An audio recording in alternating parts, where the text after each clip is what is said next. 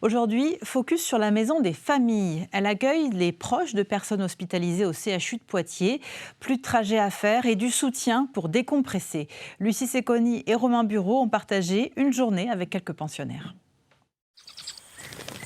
Si à l'extérieur c'est le calme plat, à l'intérieur cela bouillonne de vie. Je suis chez moi ici. Ça fait 2 mois que je suis chez moi ici.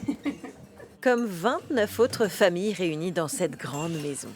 Émilie fait partie des 40% des hébergés qui viennent de Charente-Maritime accompagner leurs proches hospitalisés.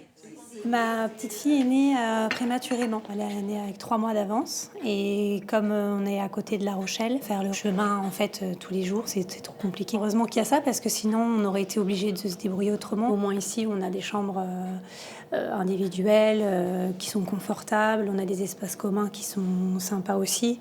Donc voilà. Puis en plus, on rencontre aussi des gens avec qui on peut échanger et ça nous sort un petit peu du milieu médical. Ils vivent les mêmes tourments pour leurs enfants, pour leurs parents, pour leurs proches. Ils échangent leurs peurs, mais également partagent leur joie, comme lors de ces moments poignants. Super, mon fils vient de m'écrire, il sort mercredi, alors que depuis le début, on disait toujours, faut attendre le scanner, peut-être qu'il faut une nouvelle intervention, peut-être que ça n'a pas réussi.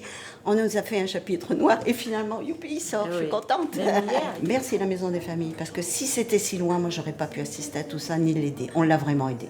Tous les jours, Émilie fait le trajet de quelques mètres qui la séparent de Mila, en couveuse au service pédiatrique de l'hôpital.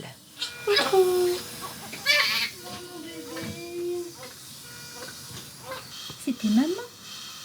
T'es manqué.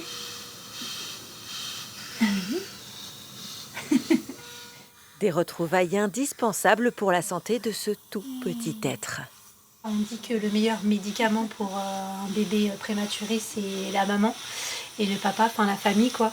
Et le fait de pouvoir être là quasiment tout le temps, on voit qu'il y a des progrès, on voit que ça lui fait du bien et à nous aussi. Lorsque les accompagnants reviennent à la maison des familles, des bénévoles et salariés de l'association les attendent. Ce qui est important, c'est de pouvoir, à mesure de mes possibilités, d'aider les gens, de les écouter, de les entendre, les accompagner s'ils le souhaitent. Quelqu'un qui a une personne à l'hôpital s'oublie complètement et vit qu'à travers le malade. Donc nous, c'est notre rôle un petit peu de les faire exister.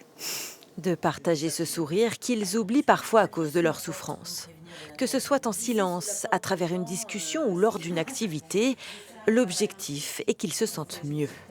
Parfois on rentre, on est euphorique parce que l'hospitalisation c'est un peu quand même un ascenseur émotionnel, c'est-à-dire que la veille je m'en vais, la personne pour qui je me rends à l'hôpital va bien, le lendemain ça va plus bien.